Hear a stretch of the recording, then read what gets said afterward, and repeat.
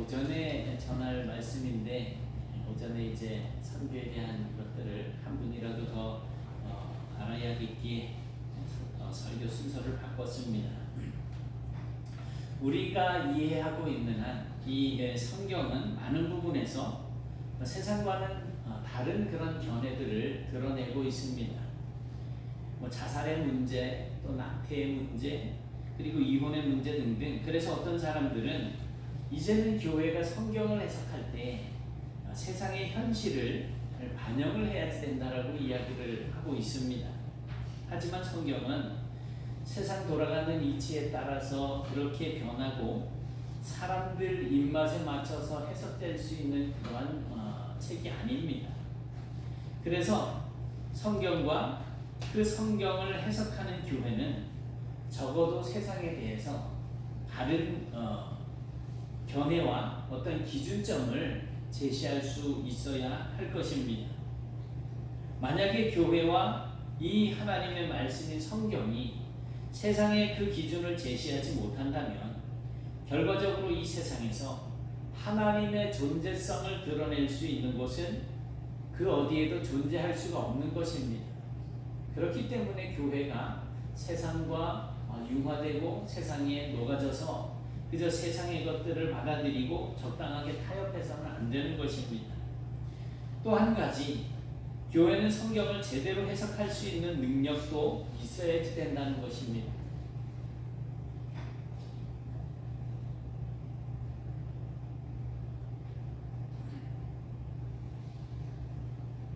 왜냐하면 성경은 해석을 통해서 그 의미가 명확하게 드러나기도 하고 또 전혀 다른 반대의 의미를 갖게 되기도 하기 때문입니다. 그래서 성경을 어떻게 해석하는가 하는 것은 굉장히 중요한 문제입니다. 특히 세상에서도 난감해하는 문제들이 있습니다. 그런데 그것들을 성경에서 정확하게 다루어지고 있는 그런 부분들이 있는데, 그래서 우리는 더욱더 성경의 원래의 의미를 잘 이해하고 해석하는 것이 반드시 필요합니다. 오늘 본문에서는 다루기 아주 까다로운 문제를 말씀하고 있습니다. 바로 이혼의 문제입니다. 2000년 전이라면 아니면 한 100여 년 전에 우리나라의 그 조선시대 때만 하더라도 정말 이혼이라고 하는 것은 절대로 있을 수 없는 것처럼 그렇게 생각이 될 수 있지만 21세기를 살아가는 오늘날에 있어서는 이혼은 더 이상 감추거나 어떻게 해서는 안 된다라고 이렇게 제재할 수 있는 상황이 아니기 때문에 이 문제를 성경적인 관점에서 비추어 보는 것이, 그리고 그렇게 이해하고자 하는 것은 어쩌면 당연한 요구일 것 같습니다. 작년 통계청 발표에 의하면 작년에 이혼한 부부가 7,916쌍이라고 합니다. 많은 사람들이 이혼을 하는 거예요. 이 숫자는 재작년 2022년도에 비해서 약 6%가 늘어났어요. 그러니까 재작년 2022년도에보다 475쌍 정도가 더 늘어난 수치라고 합니다. 이렇게 이혼하는 이유는 보통은 가장 많이 이 이유를 들어서 이혼을 합니다. 성격 차이. 그리고 또 두 번째는 경제 문제. 그리고 세 번째는 가족 간의 불화. 이 가족 간의 불화가 한 10% 정도 되고 경제 문제가 14.7% 정도 됩니다. 성격 차이는 49.4%, 거의 반 정도가 이렇게 성격 차이를 주장을 합니다. 일방적으로 이혼을 막을 수는 없습니다. 그렇다고 해서 마음에 맞지 않는다고 모두 이혼하라고 할 수도 없습니다. 그래서 오늘 읽은 본문의 내용에 충실하게 이 부분을 해석하고 오늘날 우리의 삶에 어떻게 적용할 수 있을지에 대해서 한번 생각을 해보고자 합니다. 오늘날은 이혼이 아주 흔해졌습니다. 이혼이라고 하는 것은 보통 이제 남녀가 결혼을 했다가 이 결혼 관계를 끊어버리는 거예요.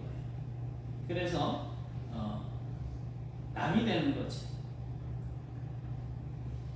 우리나라 법정에서 부부들이 이제 이혼할 수 있다라고 판시하는 이혼의 이유, 이혼의 사유들은 여러 가지가 있습니다. 그 중에 대표적으로 배우자의 부정한 행위, 그러니까 배우자가 바람을 피웠거나 성매매 같은 그런 행위들이 이제 이혼 사유에 포함이 됩니다. 그리고 두 번째로는 정당한 이유 없이 부부의 의무인 동거, 같이 살아야죠. 그리고 부양하고 또 이렇게 협력하는 그런 협조의 의무를 다하지 않을 때, 이것도 또 이혼의 사유로 법원에서 그렇게 정리해주고 있습니다. 세 번째로는 혼인 관계를 지속하기 어려울 정도로 배우자나 그의 직계 가족들로부터 폭행이나 학대나 모욕을 당하고 있을 때, 그것도 또한 이혼의 사유가 됩니다.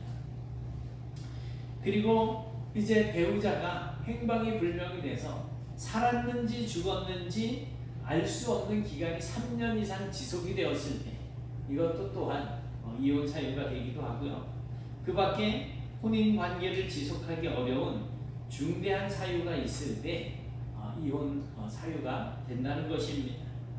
어떤 부분은 치약 짜는 문제, 치약을 중간을 잡고 짜느냐 끝에서부터 짜느냐, 이 문제로 다투다가 결국 이혼까지 가는 경우들도 있고요. 어떤 부분은 비누를 보관하는 방법, 그러니까 남편은 비누를 이렇게 쓰고 나서 물기를 쫙 빠지고 뽀송뽀송하게 말려서 쓰고 싶고, 부인은 항상 젖어있는 그 보드라운 비누를 쓰고 싶다는 거예요. 근데 뭔 차이가 있는지 모르겠어. 어차피 비누를 쓰려면 물에 묻히면 젖잖아요. 그 남편이 잘못한 거 같아요. 그 아내는 그 남편이 좀 원하면 좀 이렇게 물 좀 잘 빠지는 데다 올려놓으면 되는데, 그냥 푹 젖은 데다 올려놓으면 서로 고집을 꺾지 못해가지고 다투다가 또 이혼하는 경우도 있어. 그리고 극심한 성격 차이, 혹은 서로의 취향, 그리고 습관, 그리고 이상이 맞지 않아서 도저히 결혼 생활을 유지할 수 없다라고 이렇게 말들을 하는 거예요. 사실 따지고 보면 아무것도 아니잖아요. 제 처음에 결혼을 했을 때 저희는 치약을 짜면 저는 이 끝에서부터 이렇게 짜놔요. 그래야지 항상 여기가 빵빵. 근데 우리 집사람은 결혼 초기에 여기 대충 이렇게 확 짜요. 근데 요새는 바뀌었어요. 제가 여기를 자꾸 짜고 있고, 집사람은 이래가지고 확 찌그러져 있으면 여기를 또 이렇게 눌러놔요. 아무것도 아닌 거예요. 그냥 이게 보기 싫으면 그냥 내가 이렇게 짜놓으면 되는 거예요. 그리고 내가 이렇게 짰는데 뭐 이렇게 짠 거 가지고 잔소리할 거 뭐 있어. 그 치약은 그 안에 어차피 다 있는데. 저희는 그리고서 이제 나중에 힘들어온 제가 치약이 거의 끝에 가서 조금 남아 있잖아요. 그 여자 힘으로 짜기 힘들어요. 꾹꾹 눌러가지고 꺾고 막 접어가지고 마지막 그냥 한 방울까지 다 짜서 그렇게 써요. 우리 집사람은 그 힘이 안 되니까 중간을 탁 잘라가지고 탁 벌려가지고 그 안에서 치약을 발라가지고 쓰더라고요. 다 그냥 사는 방법이 다 다른 거예요. 그게 이혼할 사유는 되지 않는다는 거죠. 이혼의 사유가 치약과 비유 정도의 문제라고 한다면 이혼하지 않는 것이 맞습니다.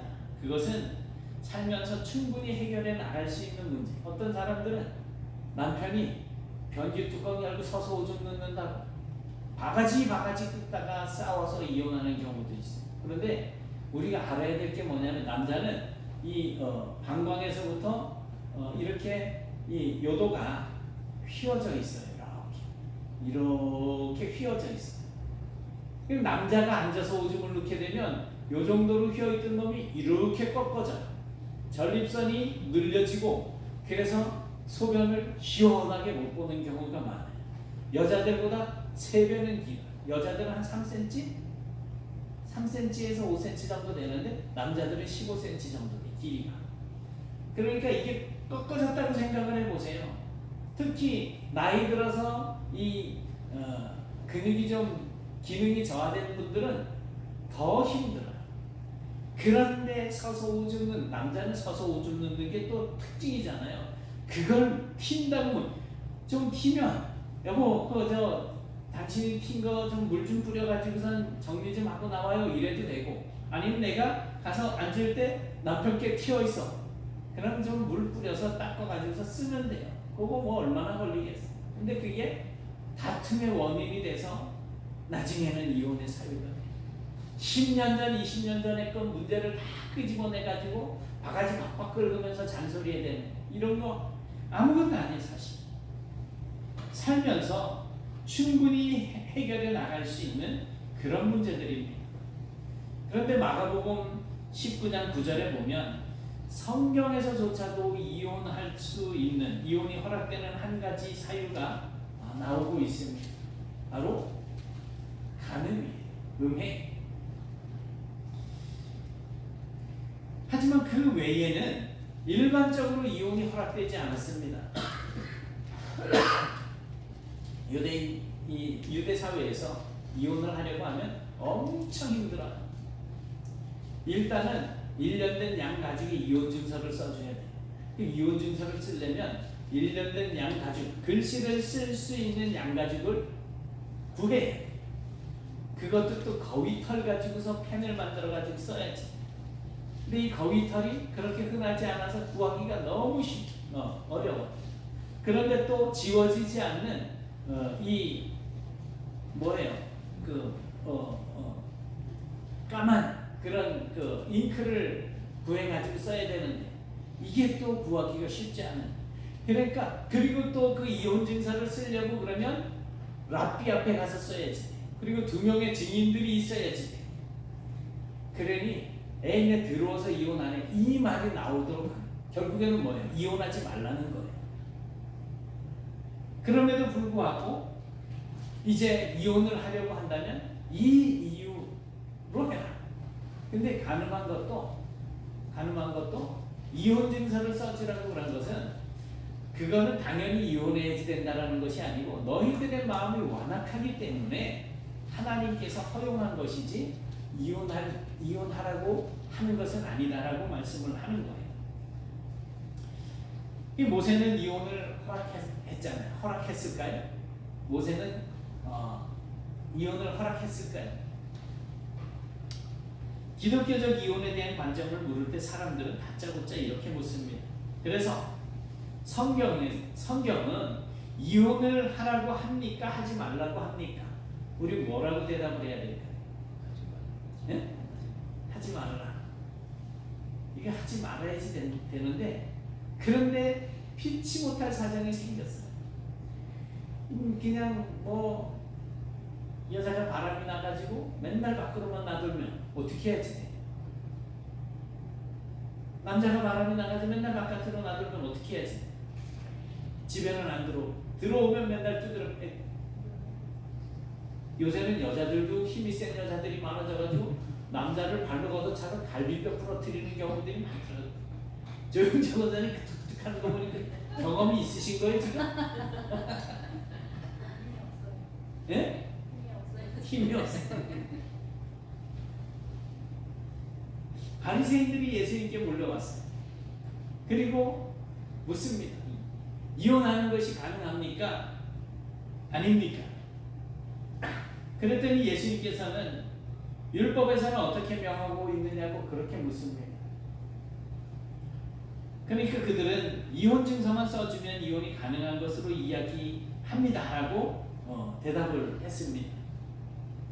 여기까지 보면 성경, 즉 모세의 율법에서는 이혼이 가능한 것으로 그렇게 이야기하는 것 같습니다. 다만 이혼하려거든 이혼 증서는 반드시 써줘야지 된다는 조건이 달려있는 것 같아요. 고대 성경 시대에서는 이혼 증서를 써주라고 하는 의미는 이혼 증서가 있어야 이혼당한 여자가 다른 데로 시집을 갈 수 있었기 때문입니다. 이혼 증서가 없으면 다른 데 시집을 갈 수가 없어요. 그래서 전쟁에 나가는 남자들은 전쟁터에 나가서 혹시 죽을 수도 있으니까 아내들에게 이혼 증서를 써주고 나가는 그런 풍습이 있었습니다. 살아서 돌아오면 다행인데 진짜 죽고 못 돌아오면 자기 아내가 다른 남자에게 결혼을 해도 된다라고 하는 그런 증서인 거예요. 만약에 이혼 증서를 써주지 않고 전장에 나갔다가 죽으면 집에서 기다리는 아내는 이혼 증서가 없기 때문에 다른 데 시집도 가지 못하고 평생 과부로 지내야지만 되는 거였었어요. 하지만 이런 모세의 율법을 악용을 해서 이혼의 사유가 되지도 않고 또 전쟁에 나가지도 않는 남자들이 단순히 자신의 아내가 싫어지거나 또는 자기에게 다른 여자가 생겼을 때 아무 거리낌 없이 이혼 증서를 써주고 이혼하는 그런 못된 관례가 생겨난 거예요. 모세의 율법에서 이혼하려거든 이혼 증서를 써주고 이혼하라고 하는 것이 결과적으로는 남자들에게 언제든지 이혼하고 싶으면 이혼 증서를 써주고 이혼하라고 하는 것처럼 그렇게 이해가 됐었던 것입니다. 잘못된 거죠. 하지만 하나님 나라의 법칙은 그렇게 간단하지가 않습니다. 예수님께서는 이러한 모세의 율법의 진정한 의미에 대해서 이렇게 말씀을 하십니다. 같이 보실까요? 시작. 예수께서 그들에게 이르시되 너희의 마음이 완악함으로 말미암아 이 명령을 기록하였거니와 창조때로부터 사람을 남자와 여자로 지으셨으니 이러므로 사람이 그 부모를 떠나서 그 둘이 한 몸이 될지니라. 이러한즉 이제 둘이 아니요 한 몸이니 그러므로 하나님이 짝지어 주신 것을 사람이 나누지 못할지니라 하시더라.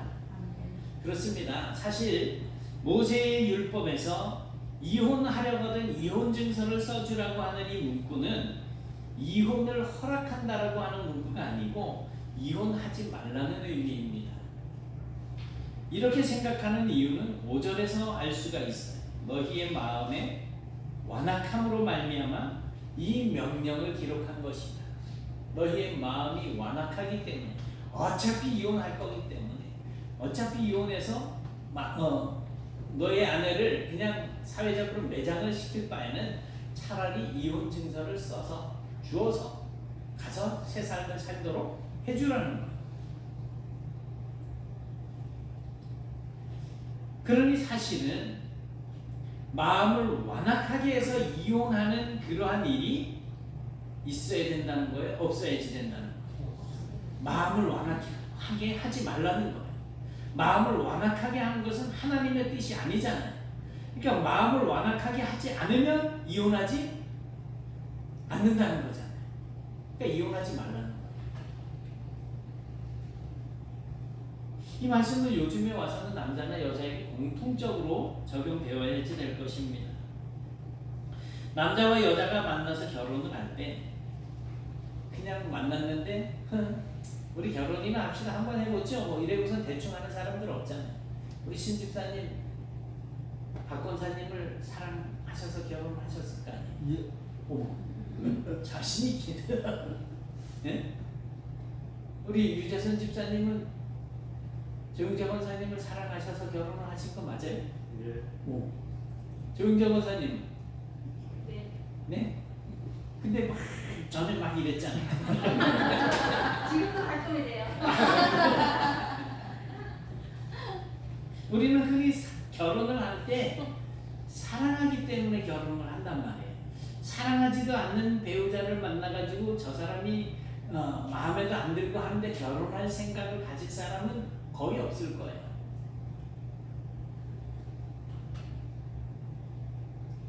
그냥 사랑도 요딴만큼 해서는 안 되지. 많이 사랑하기 때문에 결혼을 하는 거예요.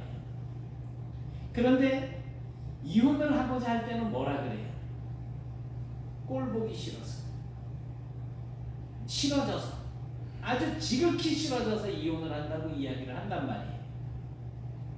결국에는 뭐예요? 자기가 상대방에게 느끼는 감정에 충실해서 결혼을 하거나 이혼을 한다는 거예요. 상대방을 사랑하기 때문에 결혼을 해요.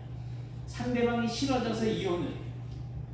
그런데 살다 보니까 인생의 큰 문제를 결정하던 사랑의 감정이나 미움의 감정은 가장 극에 달할 때가 있는가 하면 또 점점 그 감정들이 희미해져 갈 때도 있어요.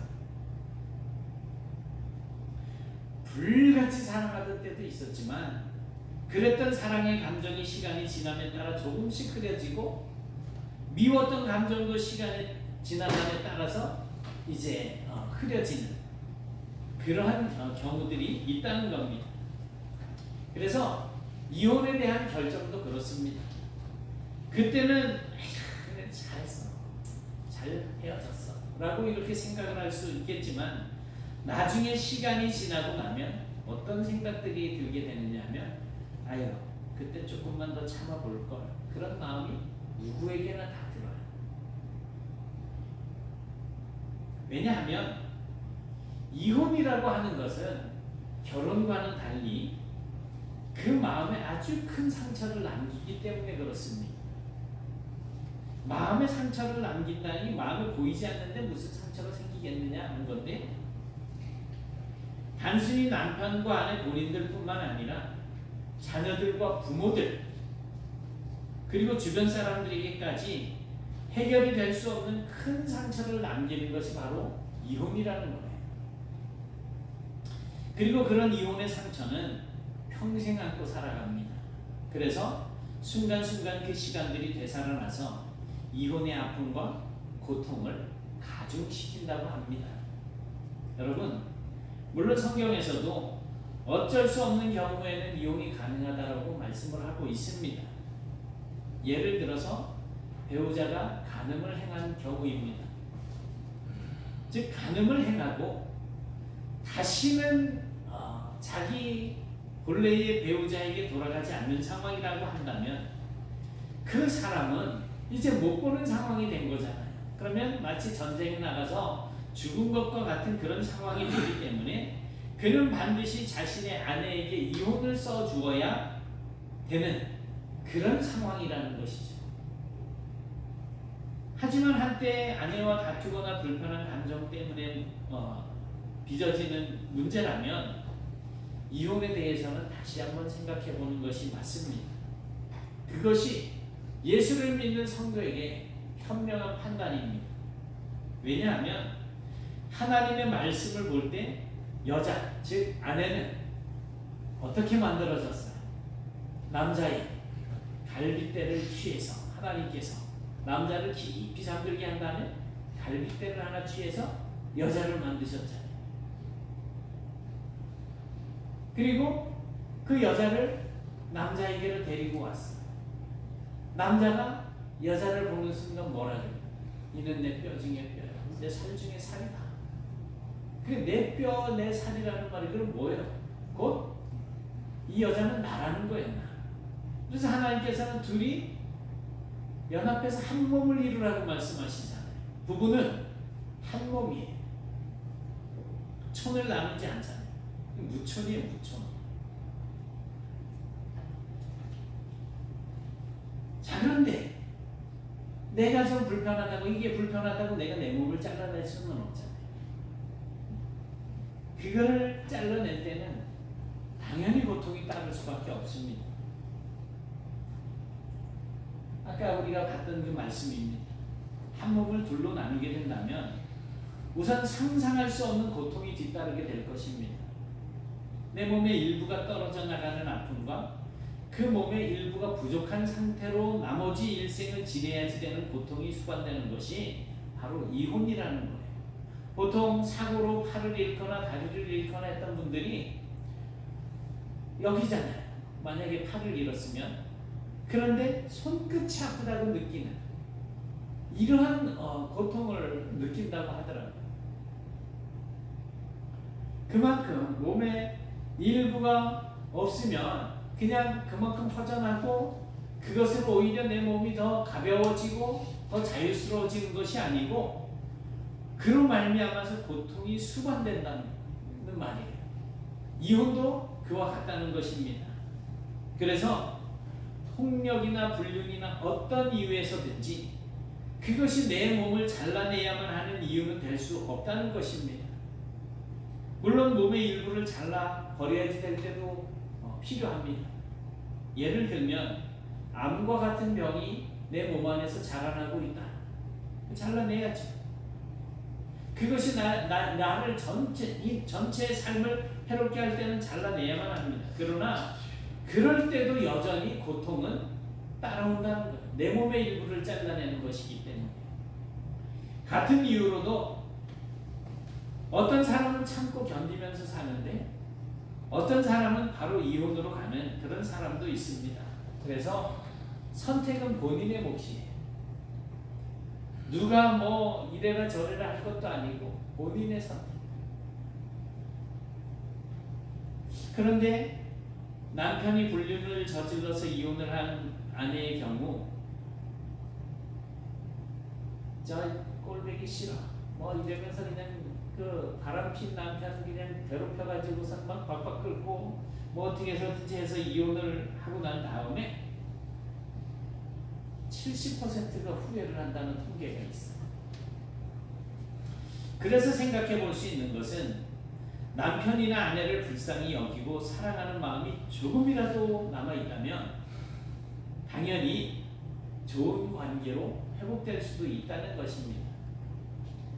조심해야 할 것은 그저 얄미운 마음에 서로에게 폭언을 하고 바가지를 긁어대고 무시하고 자존심을 상하게 한다면 그런 말이나 행동들로 말미암아서 더 큰 상처를 주고받게 되어서 오히려 대처하는 것이 더 힘들어진다는 것입니다.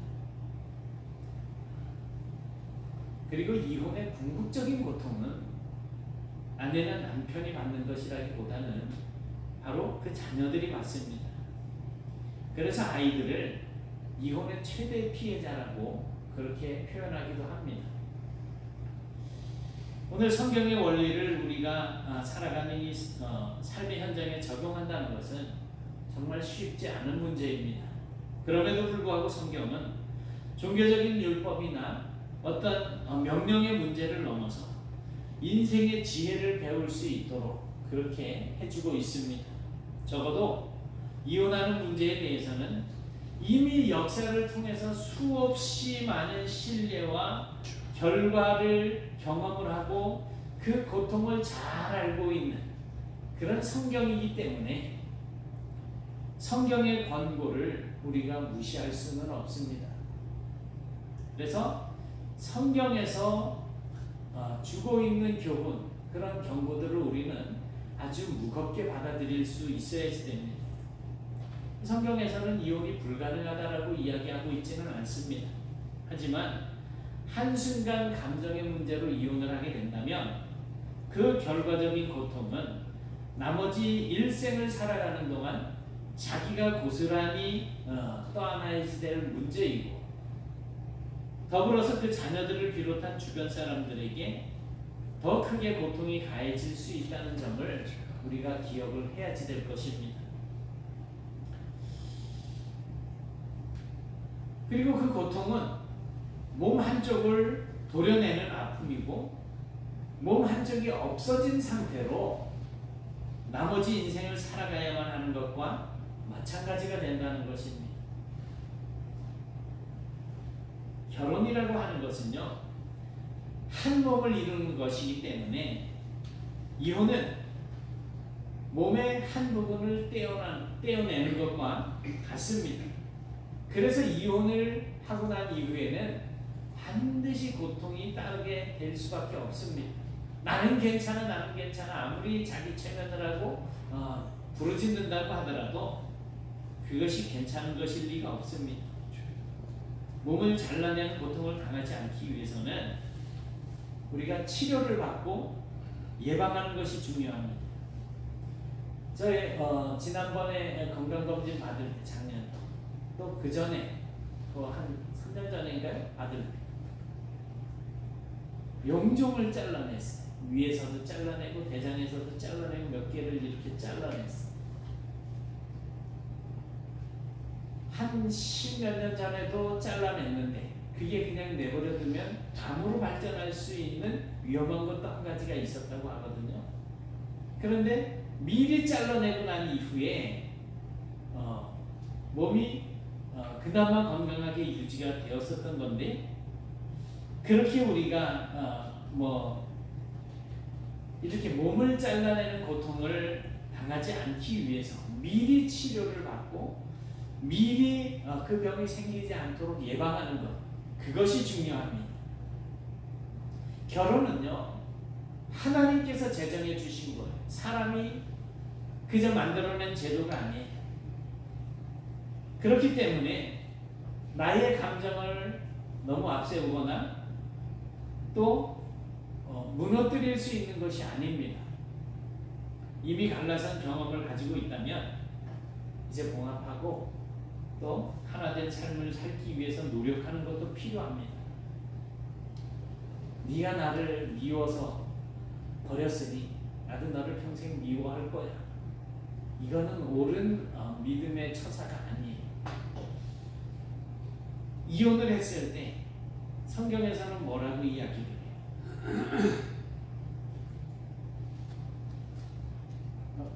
제가 이걸 안 올려놨네요.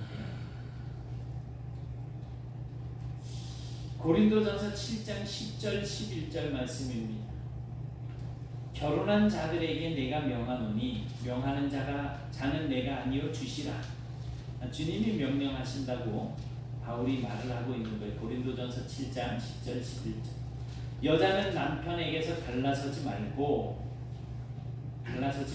거예요. 만일 갈라섰으면 그대로 지내든지 다시 그 남편과 화합하든지 하라. 남편도 아내를 버리지 말라. 이혼하지 말라는 거예요. 이혼했다면 그대로 지내다가 다시 화합하라는 거예요. 이게 성경이 우리에게 주고 있는 답이에요. 이 문제를 놓고 우리가 하나님 앞에 기도해야 됩니다. 하나님의 도우심을 얻고 우리가 하나님의 말씀에 녹아져서 변화되어지는 삶을 살고 그리고 하나님의 백성된 삶이 어떤 것인지를 삶으로 증명해 보여서 정말로 이제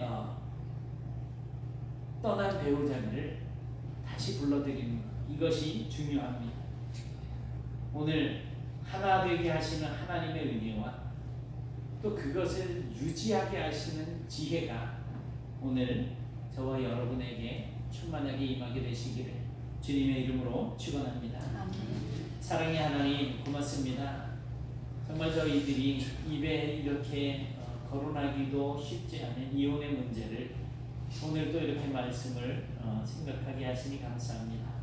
하나님의 뜻을 저희들이 분명히 깨닫고 이 말씀의 의미를 알고 우리가 하나님의 자녀로서 어떤 삶을 살아야 할지를 분명히 생각하는 삶을 살아갈 수 있도록 도와주옵시며 정말 저희들 마음을 붙잡아 주시고 치료하여 주시고 위로하여 주시고 또한 용기와 담대함을 허락하여 주셔서 하나님의 백성으로서 삶을 살게 하시고 하나님께서 맺어준 이 한몸된 진리를 끊어버리는 일이 생기지 아니하도록 붙잡아 주옵시며 이미 저희들이 그런 힘들고 어려운 상황에 처해 있다고 한다면 하나님 저희들의 마음을 다스려 주셔서 주님 보시기에 합당한 그런 마음으로 일구어 주시고 하나님의 말씀과 뜻을 마음에 담고 말씀에 순종하고 뜻대로 살아가는 저희들이 되게 하여 주옵소서.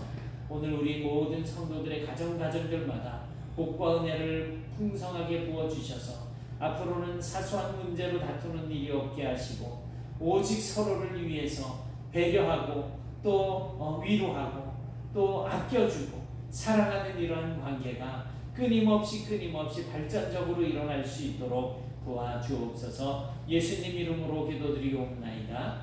아멘.